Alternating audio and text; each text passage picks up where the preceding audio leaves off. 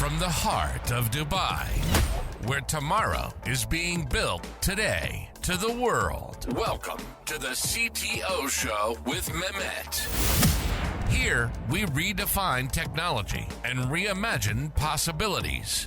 With Mehmet, delve into the riveting realms of AI, cybersecurity, and digital technology.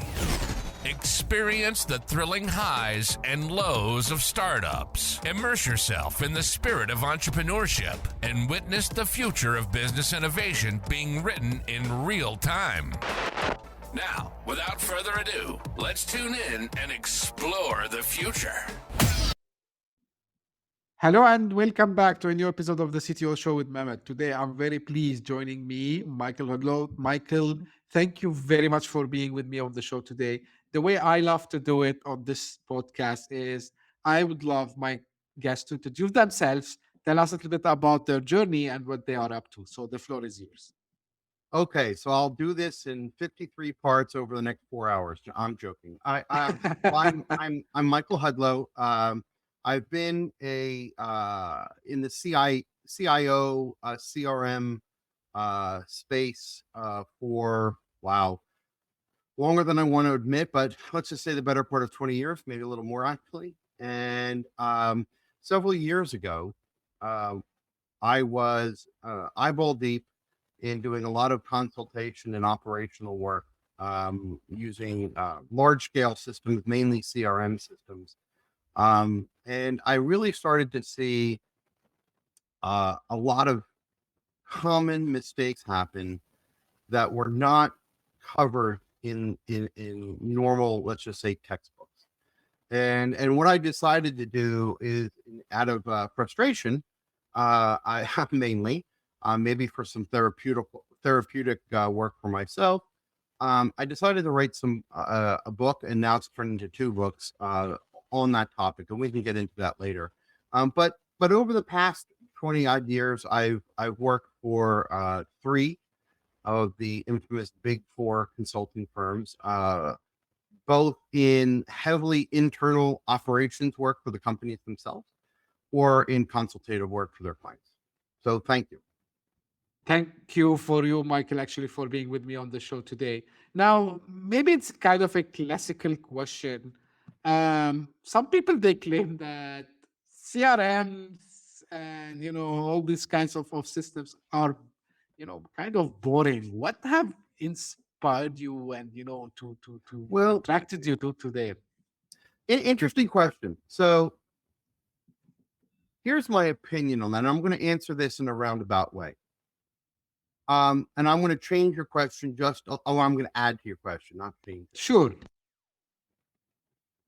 I also hear the fact that we don't need a CRM, or they're too expensive, or, we've got that covered kind of answer. And to your point, maybe that makes them seem boring or not necessary. And the way I answer that, and it's actually one of the reasons that CRM systems fail, it's almost like a self-fulfilling prophecy. Here's what I answer to that. And I'm going to reenact a scenario that I have with executives, and I've had it more than twice too. Is this, it's very common for someone to say, hey, we don't need, an expensive Salesforce or Microsoft Dynamics or Oracle or SAP or whatever it may be, or Sugar. We don't need one of those. We don't need a CRM. What's its purpose? What's it all about? And my answer to that is very, very pretty straightforward and clear. Whether you know it or not, Mr. and Mrs. Executive, you already have a CRM. It's just that your system I was going to say sucks. I will. It's just that your system sucks. And what I mean by that is that in the modern age, people say they don't have a CRM, but they do, because they're keeping their email addresses and their contacts in their Exchange server, or in their Google Drive, or in a spreadsheet. And then, every time they have to do something, they're, sending an email out to saying, hey, who knows so-and-so at such and such company. And they're doing all these things manually. And they're doing them so manually that they become second nature. And in reality, all those manual things that you're doing, all of these contacts stored all over the place, and all the proposals stored, and your intellectual property stored all over the place on shared drives and whatnot. Well, guess what? That is your CRM system.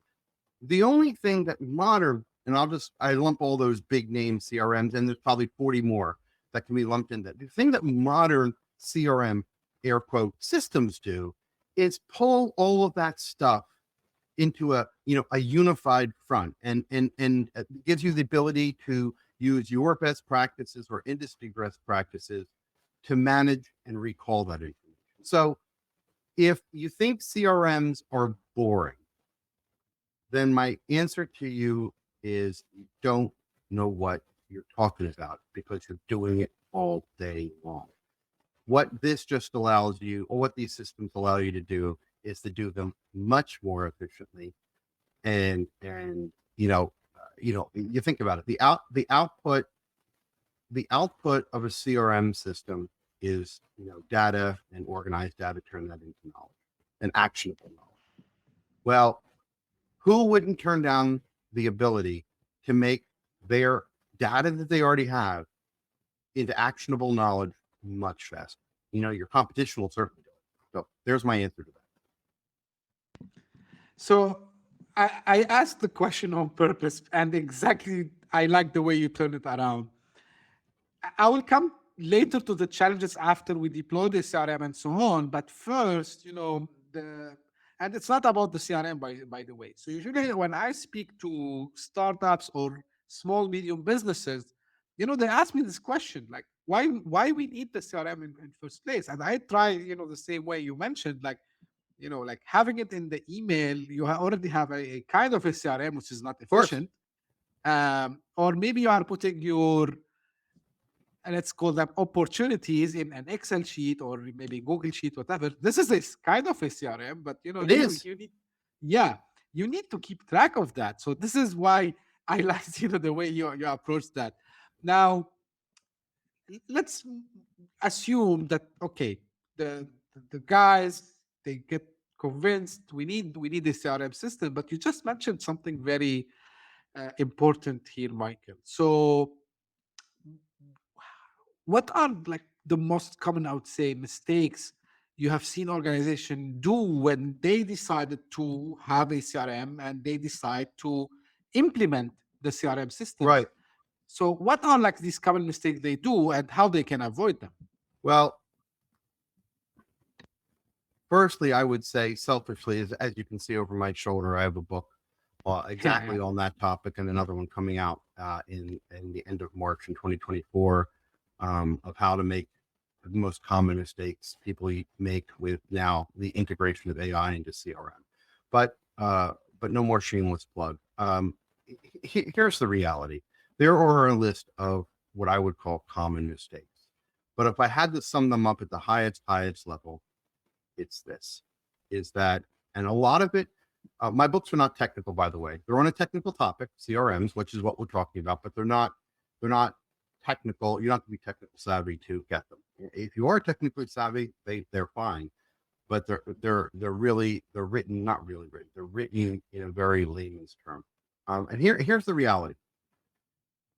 Many systems fail because the leader of the company, let's just say it's the CIO or the board of directors or whomever that person may be, or persons may be, they think that the hardest decision or the biggest decision they have to make with a CRM system is the decision to purchase one and pay for it. And yes, the big step, because some of these systems are expensive, not all of them, but some of them are expensive. And obviously that scales up based upon the size of your company. But here's the reality.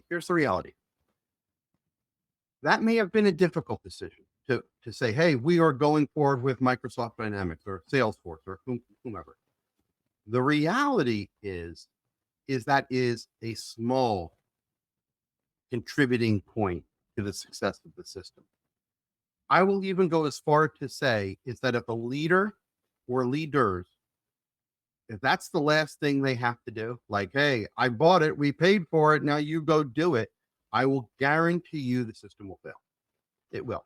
And that's where people call me. That's where maybe people call, other consultants out there, is where they say, it's, we've had the system for 3 years and we spent X amount of dollars on it or X amount of pounds on it. And the system is sitting on the road on the ditch. And how the hell do we get out of it? It's not making money for us. It's not doing anything. And maybe the most frequent reason is because leadership did not champion the effort. And when I say champion the effort, it's really, really simple to do. They have to use it themselves. They have to stop getting information, whatever we got it. We tricked the balloons there on the on whatever app that was that did that. That's fine. No, I think it's actually funny the first time I discovered that. But going back to what I was saying is, one, they have to use it themselves. And what I mean by that is that if they and they have to, no, what I was saying is they have to sunset whatever the old way. So if they used to get their weekly leader report or their monthly leader report via whatever PowerPoint or Excel or whatever it is, they've got to stop doing that. They have to do it the new way, which ensures that the information is going in the new way. And the last two things they have to do is they have to support training on the system, changing a process, because processes have to change. And that's not what a leader has to do, but just so you know, your processes have to change. Putting a crappy process into a new system just means you have a crappy process that works faster. And then lastly, they have to be open about all of this stuff, saying, we made this decision. This is what we're doing. This is what we expect of you. CRM system at their heart are a sharing platform, right? They don't play nice in a world where everybody hogs their information, where no one shares. So there is a culture shift that has to happen. And the leaders of the company, whoever, and all the way down the hierarchy, leaders have to be champions of that thing and explain to people, yes, you have to share your information that used to maybe be quasi-private to your team or even to yourself. But as a result, you're going to see much more information and it's going to benefit you. And that's quite frankly the way this company is going to work. And if you're not prepared as a leader to do those types of things, then I'll tell you right now to stop. You're going to be extremely upset at somebody a couple of years from now because of a huge expenditure of cash, and you're going to be disappointed. But I would say it's worth the effort and you should do it. Michael, you mentioned something about processes. I like this. Now, there is a belief that mainly when it comes to filling the information and feeding the information in the CRM, it has to come from the sales team, right? So mainly salespeople pushing, a lot of the updates, a lot of things. And usually people, they don't like to fill manual things a lot. Like, this is the feedback I've seen in companies I work with. Simply, salespeople and even technical consultants, they don't love to fill fields.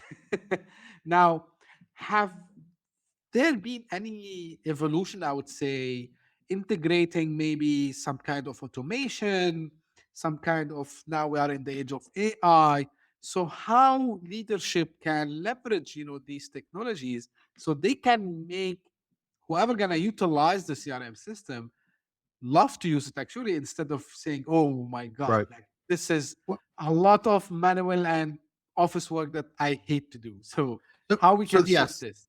there's an answer to that. And it's I use a description in my CRM book about imagining a pie chart. And whether you're talking about salespeople or professional service people or whomever, you have to imagine that salespeople, and I'm just going to use the word salespeople, but it doesn't have to be salespeople. People allocate a certain percentage of time in their head to what they call administrative tasks, to use your words, filling out forms. And let's just say, for math's sake, and keep it simple, let's just say that's 10% of their week. If you are deploying a CRM system, and I will get to the AI part about it in a second. If you are deploying a CRM system and you're the project manager or the program manager, or the whomever, if you cannot articulate that they're 10% of manual tasks is going to go to 9% or 8% or whatever, if you can't reduce it, take a giant step back and see what you're doing wrong. Now, keeping it at 10%, meaning, hey, you're not going to do X, but now you're going to do Y, but it's still going to take you the same amount of time. That's the worst that you can do and hope for success. Because when that happens, you're going to have to push even harder the fact, when I say push, like from a PR standpoint, you're going to have to push even harder to those individuals that they are going to get better information out the other side with the same amount of effort. And maybe you can make that pitch. But if you make that input time go from 10% to 11, 12%, meaning you increase it, this is your project is going to fail because of all the things you just had mentioned, Mom. It's really, really bad. So you really have to focus on streamlining the effort. And then, yes, you have to say, you used to do X. Now we're telling you this other thing. It's not going to take you any more time, or actually the form's even easier because they're auto-populated and you still have to send the information in.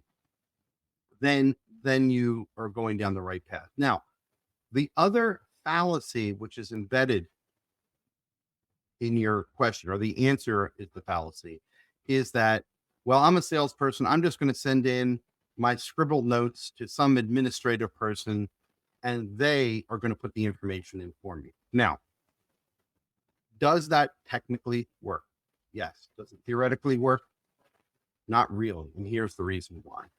It's because when you, the salesperson, put information into a smart system as such as an advanced CRM system, or even better, an AI-powered CRM system, then when you put in this new nugget of information that whatever you're putting in, that screen is going to pop out information as you're putting it in that you probably didn't know about that company, about that contact, that company, other things in that industry, that intellectual property that your company does around that. Now, if you let an admin put that information in for you, well, if you remember, I said CRM systems are a sharing platform. Well, guess what? All you're going to do is put information in. You're not going to see the knowledge that is available to you coming out. You're going to get upset. And therefore, the system, once again, is going to fail. So that's why you go back to the training side, is you don't pawn it off to an admin, because the professional, the salesperson that is an expert in their world is not going to see the immediate outputs as a result of their initial input. Got you, Michael. Now, I want to ask you a little bit about the book. First, couple of things. The title, why you choose this title. And you also mentioned just a couple of minutes ago, like it's it's a technical topic, but not for technical people as well. So give us like a little bit some more insights about the book. And I'm interested to know, about what readers could expect as outcomes. reading the Sure. book. Sure. Thank you. Okay. So why the title? Because as I mentioned earlier, the book was written somewhat out of frustration. I can remember when I started it. I remember coming back into my office after one of those days, and of hearing the same silly. When I say silly problem, it's not that the problem itself is silly. It was so silly to remedy, and could have saved, tens of thousands of dollars and thousands of hours, if something very small was done differently. And I've already alluded to the realms that those answers lie in. So the reason I wrote that book is because when I first down when I sat down after that day, I sat down and I said, you know what, I'm writing a book, and I've never written a business. I've written a couple of children's books, but never wrote a business book. And I literally sat down and my first sentence was, "This is a book from the trenches. It's guerrilla tactics. It's not written from quoting facts from the big research firms around the globe. This is written from my experiences, and I have a lot of them, and I did, and my book, I intended it to be 150 pages after that first sentence or two, and I said, you know what, maybe I can eke out 150 pages on this. It ended up being like 530 pages, and it went very, very easily for me. What I would say is, why the title? Well, of course, the title is somewhat intended to help it jump off the bookshelf, just because there's no other books out there. I got sick of reading the books like, here are the 10 things you have to do, and this is the best way to install a this. I'm like, no, I don't want that. I'm frustrated. Other people are frustrated. Other people have problems. And when they see how not to F up something and learning from other people's mistakes, I'm like, yeah, that's the way I learn too. And quite frankly, when you're sitting in your office or your, cubicle or wherever you work, that's kind of the terminology that flies through your head when things go wrong. When you see your phone ring with another problem from another person, you're like, oh man. And that's kind of the attitude I was in when I wrote it. And I thought that people that would buy it, and that's who are buying it, are people kind of sort of like us. And as far as a non-technical book on a technical topic, what I mean by that is, going back to what I was just saying, that there are many books that say, here's how to add a form, and then they, here's where you place the fields, and this is the script. I don't do any of those things. That's for another technical person, and that's for another potential audience. My book is much more about, now those same audience, your system administrators, would still get just as much value out of this book, but it's not about the technical working. It's about the whys, the hows, the what to be concerned with. My book, when I wrote it, was not ever intended to read from cover to cover. It's meant to either pick up and just jump into the middle of something, because they're not linear. It's all really about, I don't know how many case studies there are, but let's just say 20 case studies, maybe more, about the setup of the scene. Like, this is about a group of 10 people at a company sitting in a conference room, and they had to solve XYZ problem, and then their decisions, what happened as a result of their decisions, and lessons learned, how could that be avoided. And then after that case study, I do throw in my own terminology and organizational facts that are relevant to that realm. But if you knew nothing about CRMs, and you're on a board of director, you're on a board, or you're a CEO, and you don't want to know any more about these systems, but you still want to know why people mess up, so maybe you can ask a more knowledgeable question to your CIO or CMO or whomever, this book is definitely for you, because you can say, hey, how are we going to do X? And you at least be intelligent about, or informed about, what kind of answer is acceptable, or if you get a certain answer, what do you still have to look out so you don't drive your CRM system into a ditch.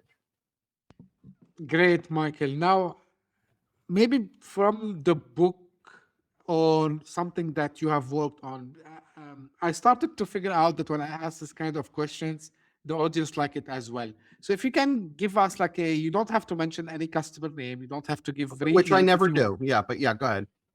Yeah, but if like kind of an example, what was the situation and where it went? So, because I love, what you mentioned, Michael, about from business perspective, thinking about this, going from something which is not working, something which is messed up, to something that can help the business. So if you can share a use case, maybe, or a client that you work with, and describe, shortly what were, the main problem that they were facing, and how by shifting things they went to something better? Sure. I can give you two just off the top of my. I mean, I have more off the top of my head, but I'm filtering through them right now. But I'll do you one. I'll give you one about setting expectations, and this is an extreme case. True story, believe it or not. So it was in the 11th hour of this happened to be a Salesforce rollout. It was in, I don't know, probably month 9 of a 9-month deployment. And the leader of the deployment left. And I was called in to literally see it through. It's like 2 weeks before deployment, and then go on after that, whatever was required. So I had no accountability for what decisions already made. I just had to get it across the finish line in the state that it was in.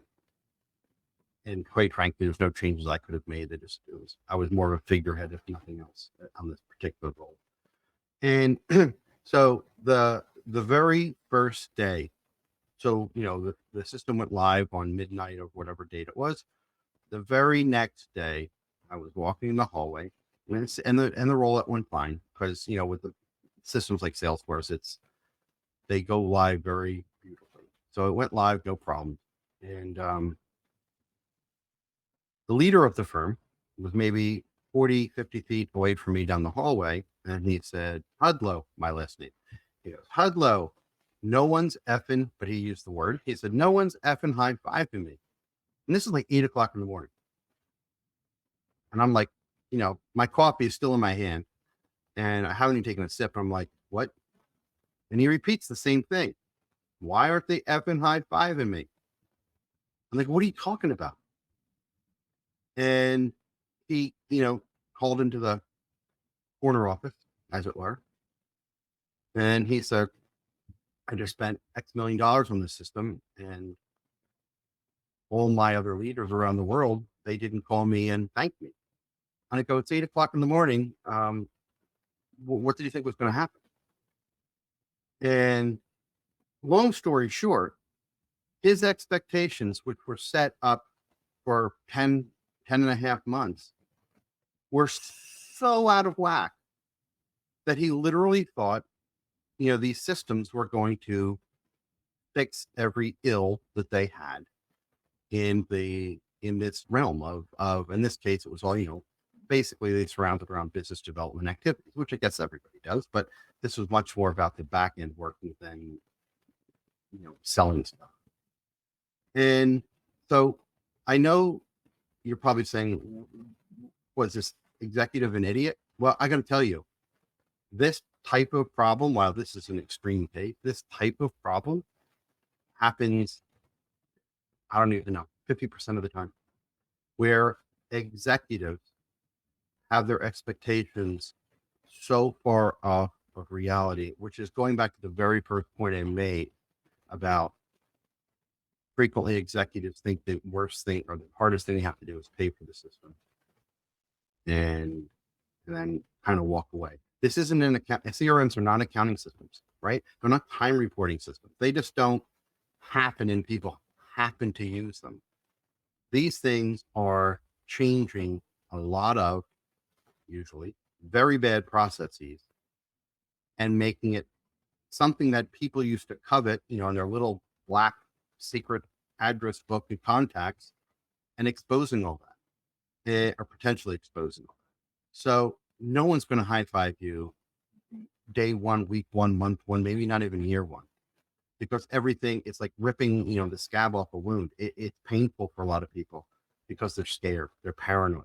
So setting expectations of the leader, if that leader would have understood, and if the previous teams had put out a lot of promotional material, if that leader, a week after I said this to him, or 2 weeks after that, they were still getting all of their reports the old way, all of their analysis the old way. So what did that really mean?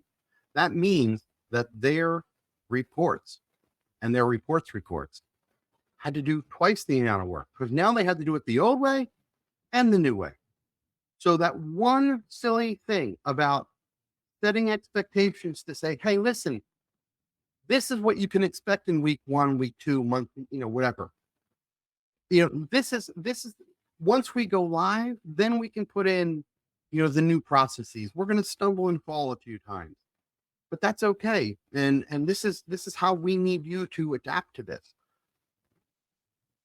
That was missed. And for years, that company had a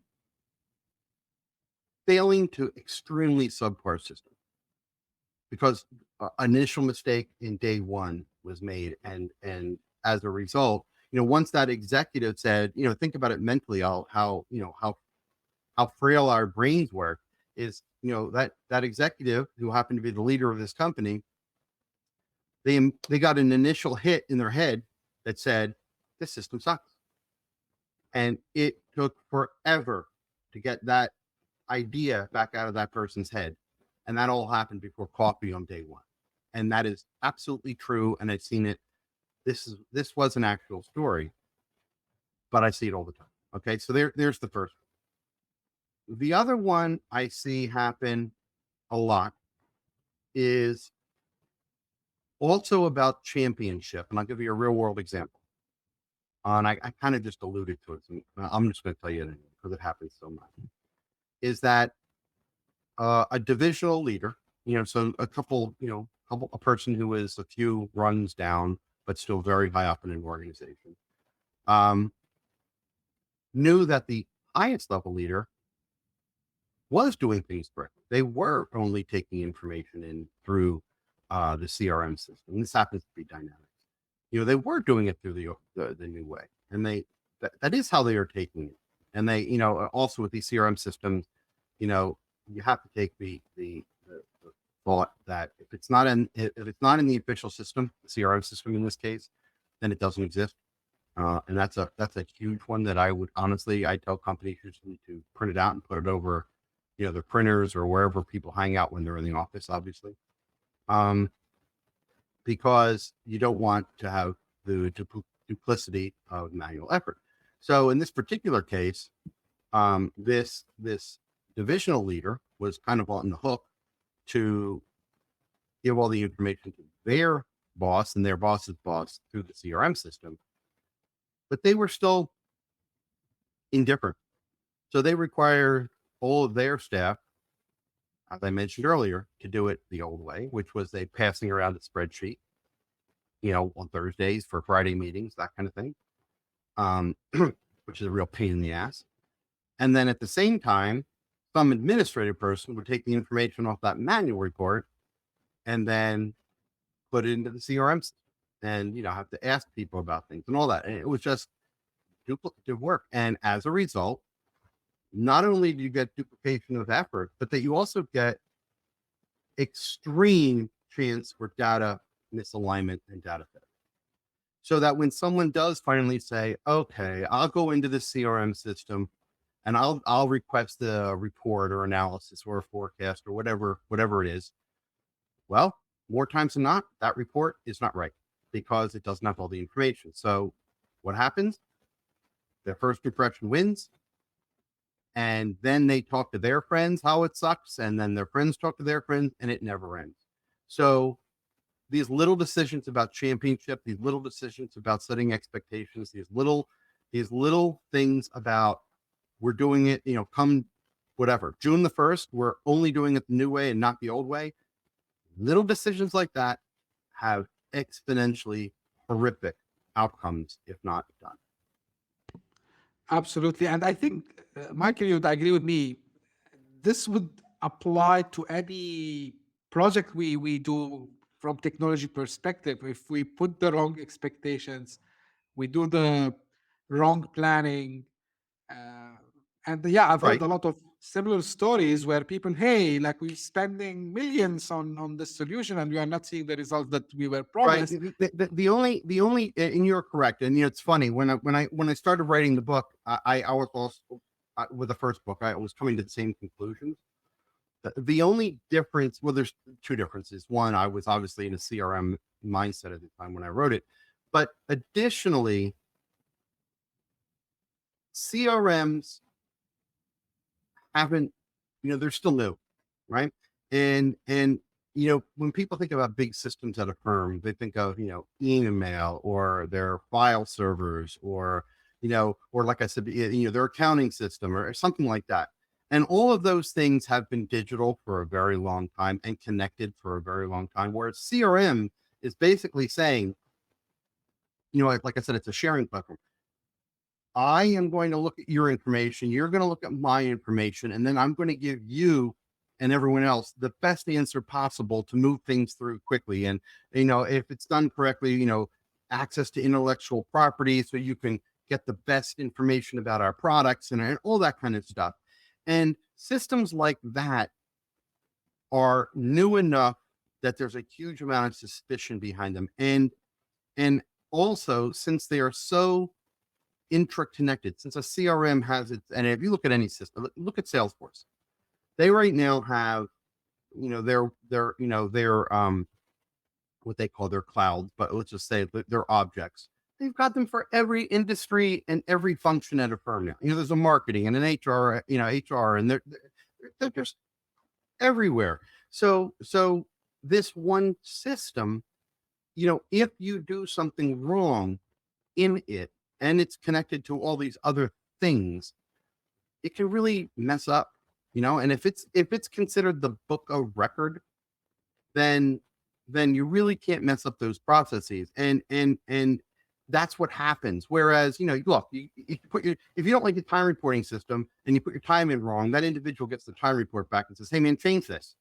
We can't get billing out because of this. And then it's fixed. Whereas in this system, the culprit can be covered and masked on what happened and why didn't you put it in? And why is this way? And it takes, I've done a lot of forensic work legally, actually in Europe for CRM systems where like discovery type of work. Finding out where the information is or why something happened is extremely complex, because now you've got detailed workflows that tie into many different systems and many different repositories. And the flow of the information is not as straightforward as, following an email. And there's also now a human factor of why did you do it this way versus that way? And then the resulting decisions. So that's why I think it's a little more, has a little more gravity behind it with CRM. But you were right. If I could go through my book and take out the word CRM and just say technical system, and most of everything would hold water. Absolutely. Michael, where CRM systems are heading with all, the emerging technology that is around us. So Yeah. where are you seeing things heading? Well, to the point of my book coming out in let's just call it early April 2024. I basically rewrote my first book, and I did actually making it 150 pages, but it's all about the integration of AI into CRM and the same concept. Where are the mistakes happening?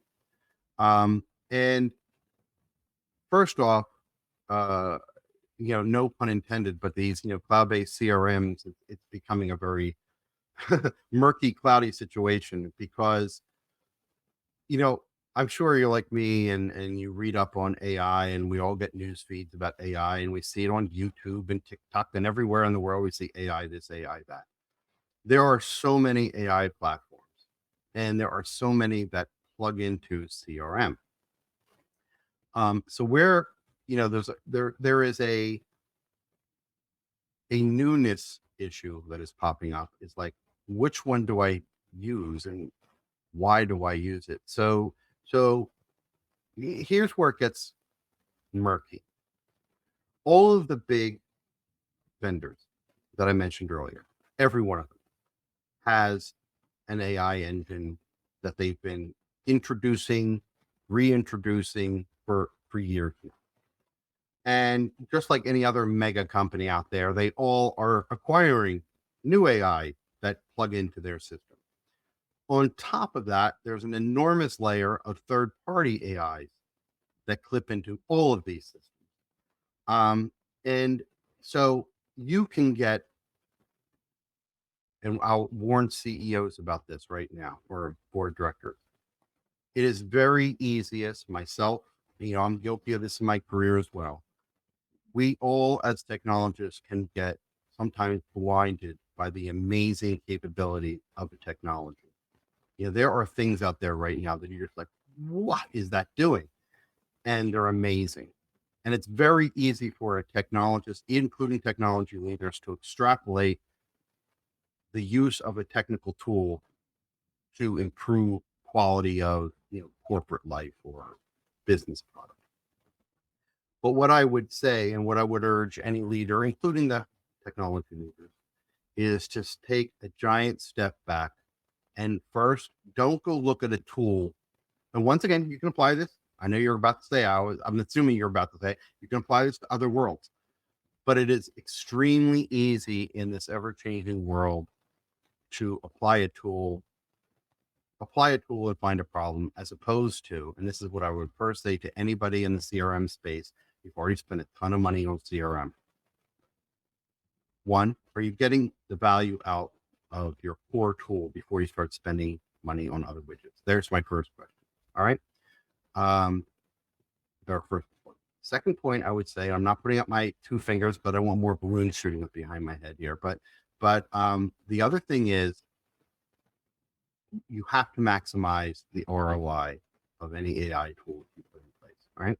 It is a key point, and you look at a problem in your industry, in your world, in your company itself, and say, what is the problem? And if I could fix it, that would save me X amount of, pounds. Then you take a look at what your core CRM tool can do. Maybe it can already do it. And then finally, you have a trusted advisor, external, internal, start taking a look at the AI capability. Now, let's just say hypothetically, you have a problem and you want to fix it, and there's AI stuff out there. Well, let me tell you about what the big things are. The easy filling of those manual forms that we were just talking a little bit ago about, Mehmet, those forms now, we're getting very close to the part where via a chat type window, a salesperson can literally pick up their phone, say, create a record, XYZ company, starting on this date, done. That's easier than picking up the phone and calling even their admin, that what has been historically done, or doing it themselves. So the addition of new information is becoming far easier, but wow, the reporting side is like, look, all of the big systems are already fantastic at doing analytics and giving analytics back to decision makers. But now that same decision maker can, in natural language, put in a request about where do we see this client coming up in the next 3 months, and who's my best salesperson for the job. And this thing literally just ripping out that answer based upon AI of your contained CRM system, which is probably also has access to your intellectual property. The information that is coming back now is phenomenal. So I would, if you're not a technical person listening to this, I would say, imagine this. Right now, you can ask ChatGPT to do something, give it some crazy question, and it'll give you a crazy, really cool answer back. And it's looking at everywhere on the planet. What these AI tools are doing the same thing, but they're not looking everywhere on the planet. They're looking everywhere in your company. And they're going to find the most skilled person. And they're going to, so if you create an opportunity at a large company and it's in your system, it could start recommending people based upon, whatever, things you don't even know about, language they speak or whatever. It's going to find those people before you even think about those questions. And that's where the power is coming in. The big mistakes happening right now is kind of like this mentality of, let's just do this thing, throw it against the wall and see if people use it. Complete waste of time. Don't do that. And there's a reason for that. These systems are very smart. In Europe, you have things like GDPR, right? In the States, we have, some states have their own version of, privacy things like similar to GDPR. And that goes around all the world. Brazil has a lot as well. Well, AI, and people forget this, AI is only as smart as the information you give it access to, right? So if you give it access to information that is not clean data, going back to what we were talking earlier, book of record, all having all the information in your system, make sure it's right. That's why those initial decisions about being a champion are so important. Well, AI can very easily give you a bad answer. It could very easily do something that violates, regulation or corporate policy. It can. So if you don't do it right, and look, it's not hard to do it right, but you gotta have somebody that understands these issues, right? It's not look, just like on your iPhone, just once again, for people, the non-technical people, all of these big systems we're talking about have app stores. And it is extremely easy for a technologist to click on behind the scenes, add this AI to our world. And it can be done with literally in 5 minutes. So, I mentioned there's other issues, but I would think the overarching, like if I was a leader of a firm and they said, what do I need to do today with AI? Here I'm not. Oh, I almost put up my fingers again. I have to figure out a new way to do two fingers. First thing I would do is get a corporate policy out the door that says this firm, whatever it is, approves, doesn't approve. If you're going to be using AI, you need to tell your leader, and then you have some kind of corporate policy, but you have to have a policy about the use of AI at your firm, right? By the individual or by the firm in mass. And the second thing is a realization. There are many companies out there that say we haven't started to use AI yet as a company. Lots of them. And here's what I'm going to tell you if you're one of those companies saying we don't use AI yet. Yes, you do. Your staff, when you ask them to work, the midnight hours to produce a PowerPoint deck for some presentation that has to be done tomorrow, or you ask them, any kind of special request or do research on X or Y or Z. If you think that person or persons is not using some type of AI in this day and age, you're nuts. And you are. So here's the reality. You have to put out that policy, like I mentioned. You have to say that this is tolerated or not tolerated, but just make a stance on it. And then if people are using AI, like I just said they are, either have your legal counsel or get special legal counsel to write up specific parameters around, hey, if we're going to use AI, this is how we document it. This is how we protect ourselves. This is how we check that it's right. All of those things are extremely valuable. And, in this day and age of social media, a goof up of plagiarizing or stealing or copyright infringement or privacy misstep will get you on, the front page of all the social media very quickly. So just tread lightly. Great, I would say, final words of wisdom from you, Michael. And, you took also the questions out of me. So I'm sorry. No, that's fine. Absolutely fine. So, Michael, final question, where people can find more about you and reach out to you? Well, my books are available on Amazon. If you just look up my name, Michael Hudlow, you'll find them. I think they're well worth the value, especially if you do it by page. And don't be put off by the book is over 500 pages. Like I said, it's meant to be opened up, read 10 pages, and put it back down. You're not going to miss anything on, that you don't need. I can be found at my own, obviously on LinkedIn. I'm always networking with new people. Even if I'm nothing to sell you. So if you just want to reach out and chat, reach out and I'll chat. And I mean that via video or through the message box. My website is Bitsia, BITXIA CRM.com. And I'll send you the links to that stuff. Maybe you can put it in the show notes. Sure. And like I said, I'm always available. I'm available for, like I said, free networking. I do public speaking, and I obviously do advisory work on all the topics that we've discussed before. I think it's interesting.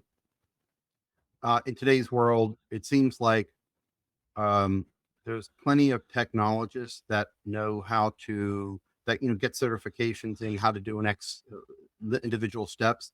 But I think the days of people that have been around the block, I think they're becoming less and less people like that are full-time hired. So I'm, contract work on just coming into strategic strike, an issue, that's kind of where I am right now.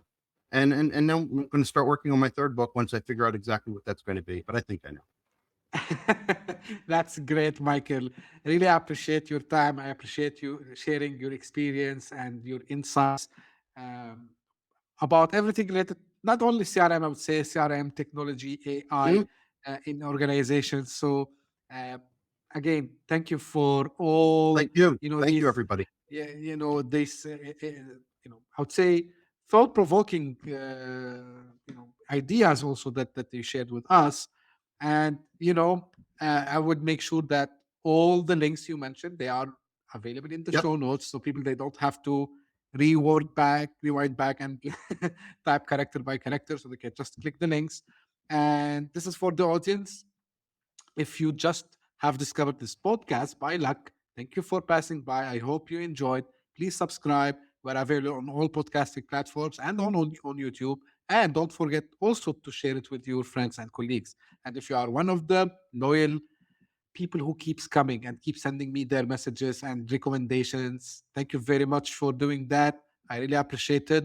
Thank you very much for tuning in, and we will be again very soon. Thank you. Bye-bye. Yep. Great job. Thank you.